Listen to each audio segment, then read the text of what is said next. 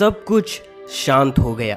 सिर्फ नीचे की जमीन पर एक गोल रोशनी का गोला, जैसे चीज को लाल गरम लोहे से जला दिया गया हो। एक बड़ा और स्मूथ गोल डिप्रेशन था।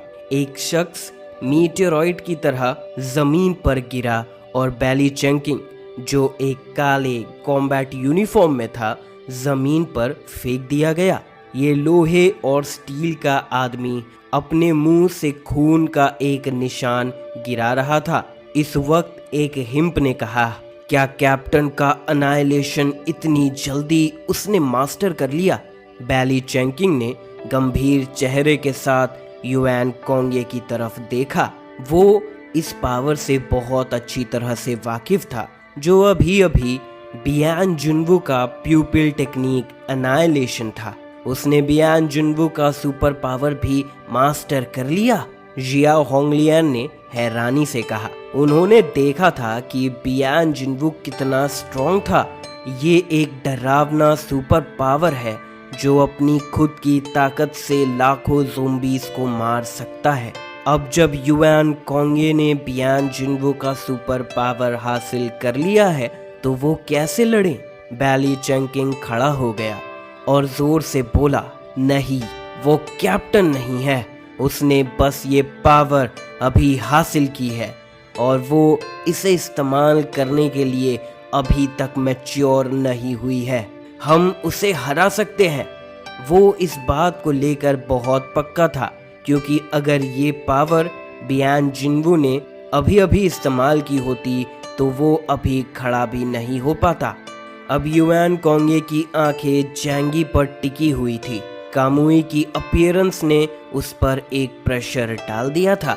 उस तरह की पावर उसके खिलाफ लड़ने के लिए काफी थी, लेकिन जैंगी चुपचाप एक मीट बन निकालकर अपने मुंह में डाल रहा था। डिवाइन पावर ने उसका बहुत ज्यादा पावर कंज्यूम कर लिया था और उसे अपने सुपर पावर को वक्त पर रिप्लेनिश करना पड़ रहा था। खुशकिस्मती से वो एक स्पेस बेस्ड एबिलिटी यूजर था और एट्रीब्यूशन की लड़ाई उसकी स्ट्रॉन्ग पॉइंट थी। लेकिन किसी ने नोटिस नहीं किया कि युआन कोंगे की आंखों में एक मर्डरस इंटेंट था।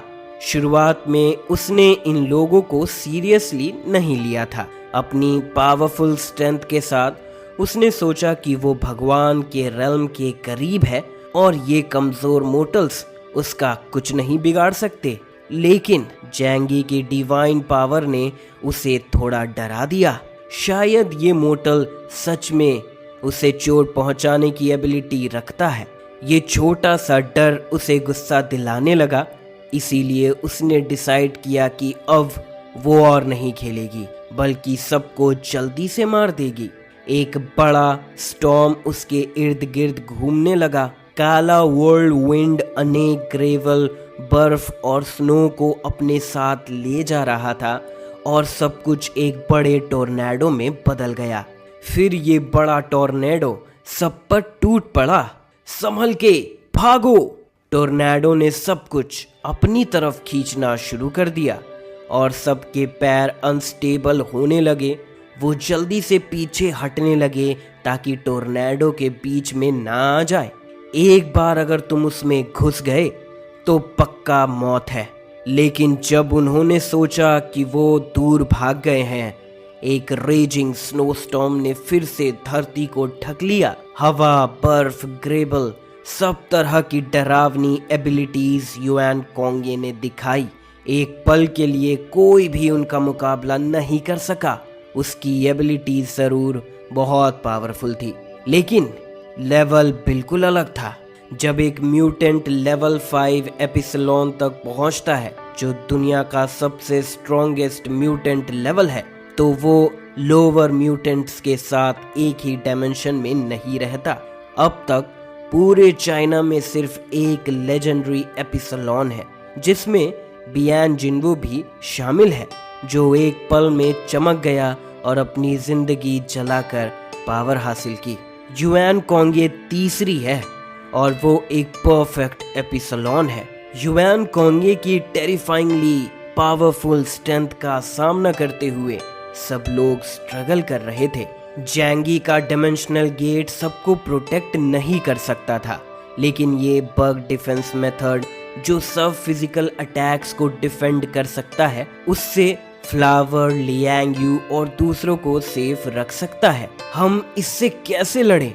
उसके पास बहुत सारी एबिलिटीज हैं और उसकी कमजोरियां ढूंढना इम्पॉसिबल है। फैटी शू ने सजेस्ट किया, चलो भाग चलते हैं। कहाँ भागोगे?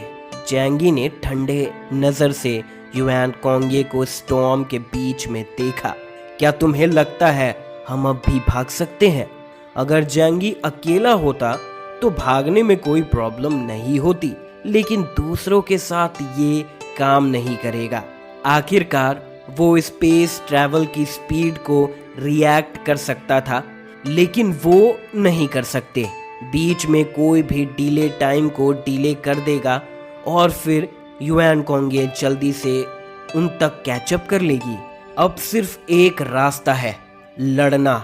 अगर तुम जीत गए तो हेवनली सी सिटी अब से शांत रहेगी। अगर हार गए तो हारने के बारे में बाद में सोचना। जैंगी ने हवा में युआन कोंगे को घूरते हुए कहा और उसकी शक्ल अचानक से इल्यूजनरी हो गई, जैसे अनेक आफ्टर इमेजेस ओवरलैप हो रही हो, जिससे जैंगी उसकी पोजीशन लॉक नहीं कर पा रहा था। लेकिन जैंगी और उसकी टीम का सबसे बड़ा एडवांटेज ये था कि उनके पास ज्यादा लोग थे। बैली चंकिंग ने कहा, युआन कोंगे का कॉम्बैट एक्सपीरियंस इतना रिच नहीं है और चाहे उसके पास कितने भी स्ट्रॉन्ग पावर्स हों, उसमें भी फ्लॉज हैं। अब जैंगी की डिवाइन पावर के डिस्ट्रैक्शन के साथ युआन कोंगे उनसे डील करने पर कॉन्सेंट्रेट नहीं कर पा रही थी और उनके पास साइड से अटैक करने का मौका था। शिंग तियान ने अपनी सुपरनैचुरल पावर को मैक्सिमम एक्सटेंट तक खोल दिया और सबको ब्लेस किया। ची गुआमिंग ने अपने हाथ में स्नाइपर राइफल उठाया और ओरिजिन बुलेट को युआन कोंगे के सर पर एम किया, जो उस पर थोड़ा प्रेशर ला रहा था। चाहे वो ची गुआमिंग से नहीं डरती थी, लेकिन अगर गलती से गोली लग गई तो ये कुछ ऐसा नहीं था जो वो एक्सेप्ट करना चाहती हो। बैली चंकिंग ने नाइट स्पेयर पकड़ा और एक ब्लो में मारने का मौका ढूंढने लगा। चाहे उसकी डिफेंस अमेजिंग थी, लेकिन अगर क्लोज रेंज में डिस्ट्रक्शन से अटैक हुआ तो शायद वो भी टूट जाएगा। तुम मुझे रेजिस्ट करना चाहते हो? क्या तुम्हें लगता है तुम ये कर सकते हो? युआन कोंगे की आवाज ठंडे आसमान में गूंज उठी। उसने अपने हाथ उठाए और एक और टेरिबल स्टॉर्म हर तरफ फैल गया, जैसे सबको एक ब्लो में मार देना चाहती हो। और इस अटैक के मेन टारगेट्स जैंगी और ची गुआमिंग थे। जैंगी ने ये महसूस किया और तुरंत डबल डोर्स खोल दिए, सबको उस जगह से दूर ले गया। जैसे ही वो लोग वहां से निकले, हर तरफ से अनेक मीटियोरॉइड्स गिरने लगे उस जगह पर जहां वो अभी उतरे थे। लेकिन ची गुआमिंग के पास जैंगी की तरह भागने की क्षमता नहीं थी और युआन कोंगे की शक्ति उसके चारों तरफ फैली हुई थी। जैसे ही उसने ऊपर देखा, उसने एक काला वर्ल्ड विंड देखा जो उसके चारों तरफ था और बीच में कोई रास्ता नहीं था। युआन कोंगे एक उचित डायमेंशन का प्राणी लग रही थी जो उसकी जिंदगी से खेल रहा था। जब ची गुआमिंग बिल्कुल हैरान था, एक परिचित गरज उसके पास आई। एक बड़ा नाइट स्पेयर तूफान में एक छेद कर गया।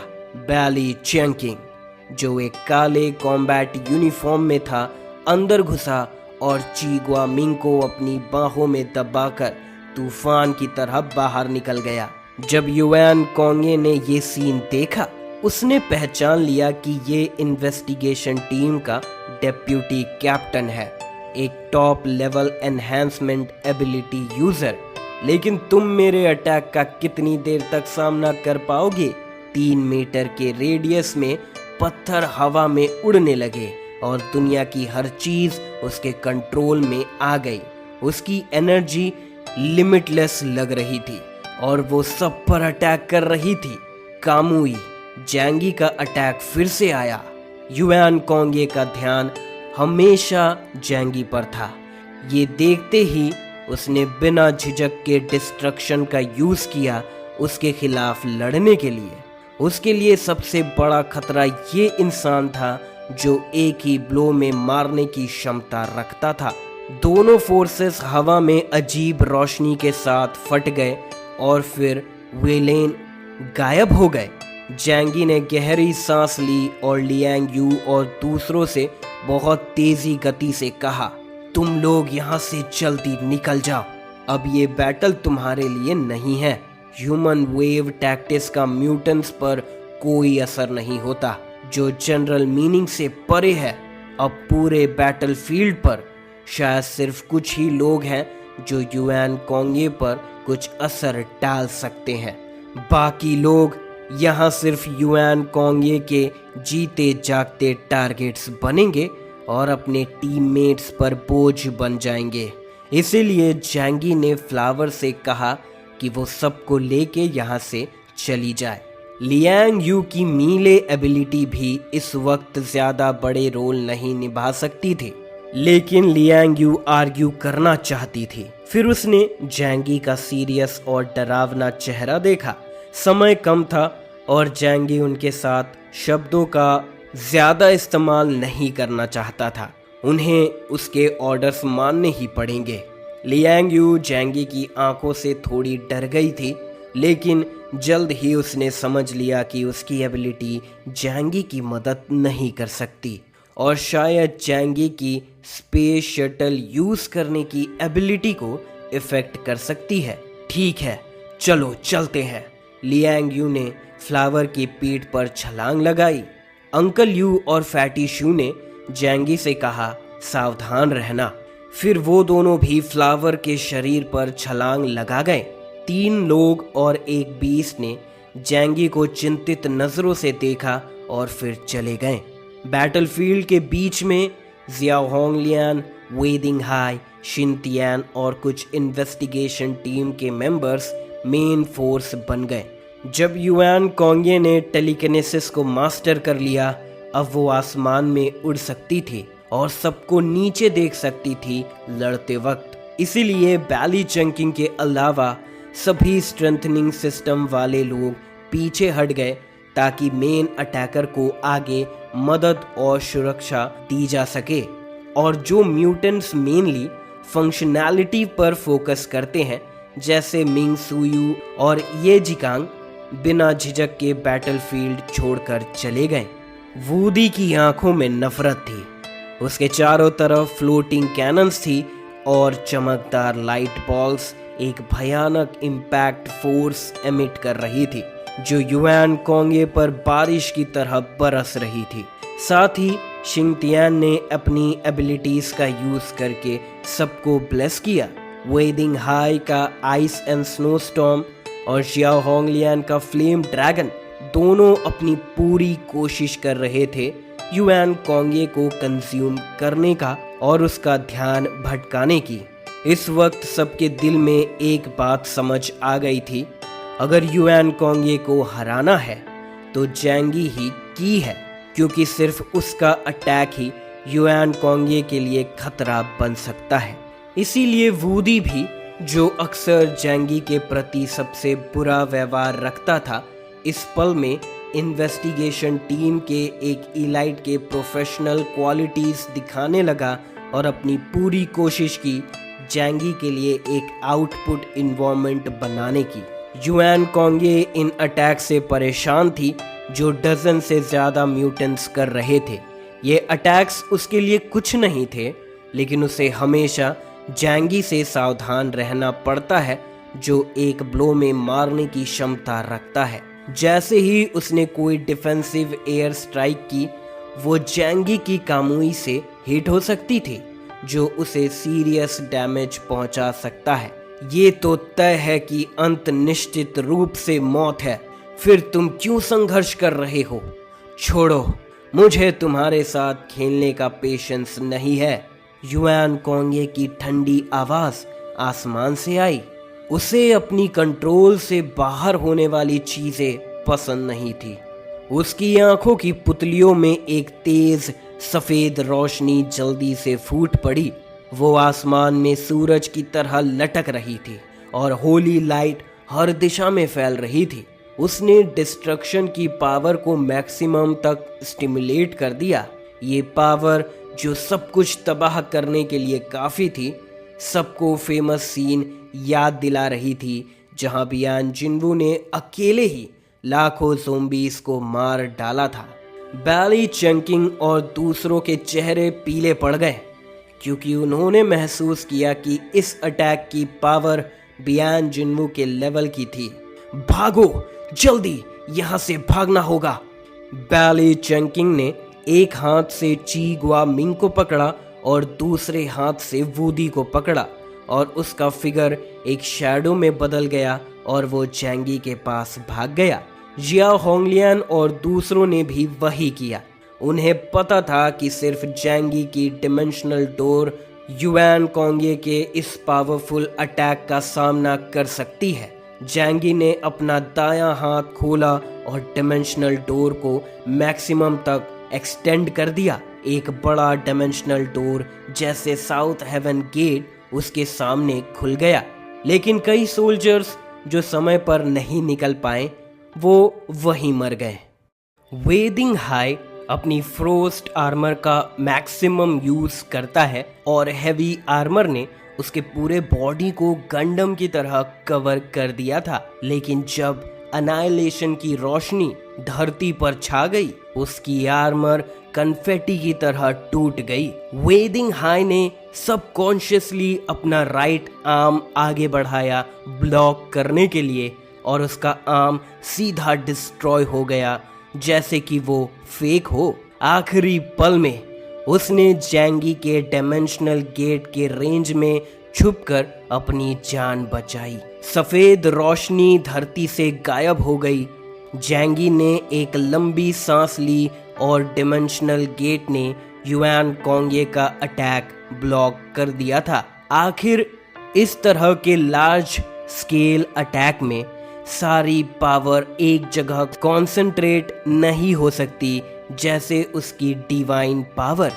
फिर भी सिर्फ एक ब्लो से फील्ड पर जो कुछ म्यूटेंट्स थे, जो ज्यादा नहीं थे, सब मर गए। सिर्फ कुछ फोर्सेस के लीडर्स और इन्वेस्टिगेशन टीम के कुछ लोग जिंदा बचे, लेकिन सबके पास शोक मनाने का वक्त नहीं था क्योंकि उस वक्त उनका जिंदा रहना ही एक बड़ी प्रॉब्लम थी। डिस्पेयर का मूड सबके दिलों में फैल गया।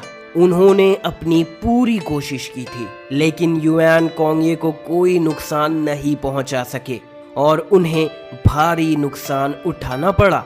अब आगे कैसे लड़ें? मौत का इंतजार करें? क्या एपिसलोन लेवल के इनह्यूमंस वाकई में इनविंसिबल होते हैं? वेदिंग हाई ने अपने आर्म के वाउंड को आइस से सील कर दिया, लेकिन खुशकिस्मती से वो मीले टाइप इनह्यूमन नहीं था, इसीलिए वो एक आर्म खोकर भी लड़ सकता था। युआन कोंगे एक पवित्र और कोमल रोशनी छोड़ते हुए जैंगी और दूसरों पर नजर डाली। जैंगी, तुम बहुत केपेबल हो, लेकिन मैंने 36 लोगों की एबिलिटीज एब्जॉर्ब कर ली हैं, जिनमें बियान जिन्वू की एबिलिटी भी शामिल है। तुम इससे कैसे निपटोगे? उसने जैंगी को घूरते हुए कहा। एक मुस्कुराहट उसके होठों पर आई और फिर उसने अपनी इंडेक्स फिंगर जैंगी की तरफ पॉइंट की। मुझे तुम्हारी एबिलिटी भी चाहिए। जैंगी ने युआन कोंगे को घूरा। उसकी आंखों में डर था। उसने सबको गहरी आवाज में कहा, अब सबको और जोर लगाकर लड़ना होगा। जो कुछ भी तुम्हारे पास है उसे निकालो, वरना हम सब यहीं मर सकते हैं। वूदी ने अपने दांत पीस कर कहा, हमें पता है, बिना तुम्हारे कहने के। उसने एक और सेंटेंस नहीं कहा जो था, अगर तुम पूरी कोशिश से लड़ो तो क्या तुम वाकई जीत सकते हो? इन्वेस्टिगेशन टीम का मेंबर होने के नाते वो ऐसे डिस्करेजिंग वर्ड्स नहीं कहना चाहता था, लेकिन उसके दिल में यही सोच थी, अगर तुम पूरी शक्ति से लड़ो तो एक छोटी सी उम्मीद है, वरना तुम मर जाओगे। जैंगी ने कहा, युआन कोंगे का अटैक इंतजार नहीं करेगा जब तक जैंगी और दूसरे बातें खत्म करते हैं। जल्द ही एक नया अटैक आया। इस बार अटैक अंडरग्राउंड से आया। उनके पैरों के नीचे जमीन फट गई और सफेद फ्रोस्ट से ढकी हुई कई कांटेदार बेलों ने सबको उनके पैरों के तलुओं से छेड़ दिया। ये डाई में स्नो वर्शिप कल्ट के प्रीस्ट की एबिलिटी थी। पहले वो सिर्फ एक ऑर्डिनरी स्पेशल एबिलिटी यूजर थी जो अपने शरीर से कांटेदार बेलों को उगाने की एबिलिटी रखती थी। जब वो मरी तो ज़ोंबी बैटल में उसकी हड्डियां चबाई गई थी, लेकिन उसकी एबिलिटी युआन कोंगे के हाथों में बहुत पावरफुल बन गई थी। ये अटैक सबको चौकन्ने कर गया और जैंगी ने तुरंत स्पेस शटल खोलकर वहां से निकल गया। दूसरे लोग जल्दी से सब मीन्स यूज करने लगे, चाहे वो रॉक्स में गिर गए। उन्होंने अपनी पूरी कोशिश की कांटे के अटैक्स को रोकने के लिए, जो स्टील से भी ज्यादा हार्ड और शार्प थे। शायद ये जैंगी के वर्ड्स थे जो उनकी फाइटिंग स्पिरिट को इंस्पायर कर गए, या फिर ये सोच थी कि अंडरडॉग आर्मी को जीतना ही होगा और वो जिंदा रहने के लिए लड़ रहे थे। ये टॉप लेवल म्यूटेंट्स जो लैमलाइट में थे आखिरकार अपनी जान बचाने के लिए लड़ने लगे। वूडी ने अपने दांत पीस लिए और अचानक से एक जोर से स्पिरिचुअल पावर उसके शरीर से निकलने लगी। उसके बालों को आसमान में ऊंचा उठाने लगी, सुपर सैयन की तरह। एक पल में उसके काले बाल बर्फ से भी ज्यादा सफेद हो गए और वो स्पिरिचुअल पावर उसके शरीर को लपेटकर उसे आसमान में ऊंचा उठाने लगी। ये देखकर बैली चंकिंग, ची गुआमिंग और इन्वेस्टिगेशन टीम के मेंबर्स जो बिल्डिंग के पीछे छुपे हुए थे और दूर से बैटल को देख रहे थे, सबके चेहरे पर दया की एक्सप्रेशन आ गई। वूडी का floating gun mental power consume करता है और अगर ये पावर ओवर यूज हो जाए तो ये उसकी लाइफ स्पैन को कंज्यूम करेगा। इस वक्त वूडी ने कॉन्सिक्वेंसेस को इग्नोर कर दिया और अपनी मेंटल पावर को पागलपन से बर्न करने लगा। ये अप्रोच उसे टेम्पररी एपिसलोन के थ्रेशोल्ड को टच करने दे सकता था। वूडी के चेंजेस ने युआन कोंगे का ध्यान अपनी तरफ खींच लिया। उसने अपनी आईब्रोज ऊंची कर ली। नए ट्रबल की उम्मीद नहीं की थी। वूडी पागलपन से हंसने लगा। उसे पता था ये उसके लिए क्या मतलब रखता है, लेकिन अब उसके पास कोई और चॉइस नहीं थी। बियान जिनवू टीम के लिए सैक्रिफाइस कर सकता था तो वो भी कर सकता है। वूडी चिल्लाया, अब तुम्हें मरना होगा चुड़ैल। वूडी के आसपास कई बॉल्स ऑफ लाइट युआन कोंगे की तरफ इरोड करने लगी जब उसने अपना राइट हैंड वेव किया। इस अटैक की पावर पहले से बिल्कुल अलग थी, कम से कम कई लेवल से इम्प्रूव हो गई थी। उसने अपने हाथ ऊंचे उठाए और एक्चुअली एक huge ball of mental light को कंडेंस किया जो लगभग 1 मीटर रेडियस का था और फिर उसे युआन कोंगे की तरफ जोर से लॉन्च कर दिया। ह्यूज फ्लोटिंग कैनन बहुत तेजी से आई और उसमें एक बेपनाह डरावनी डिस्ट्रक्टिव फोर्स थी। दूसरे लोग भी आइडल नहीं बैठे थे। वूडी के साथ मिलकर उन्होंने हर डायरेक्शन से युआन कोंगे पर अटैक लॉन्च किए, खास करके जैंगी जो एक्चुअली युआन कोंगे के पीछे से घूमकर उस पर अटैक करने लगा जब उसने अपनी कामुई उस पर लॉक किया। युआन कोंगे ने आईब्रोज ऊंची कर ली, जरा भी लापरवाही करने की हिम्मत नहीं की। उसने भी मौत और डिस्ट्रक्शन का खतरा महसूस किया। डरावनी लाइट ऑफ डिस्ट्रक्शन फिर से हर डायरेक्शन में छा गई। उसके सेंटर से जैंगी और वूडी ने एक के बाद एक अपने स्ट्रॉन्गेस्ट अटैक्स यूज करने लगे। ये टेरेबल पावर हवा में इंटरवीन और कोलाइड करने लगी, एक कलरफुल रंग प्रेजेंट करते हुए, और फिर सब कुछ साइलेंटली एनाइलेट करने लगी।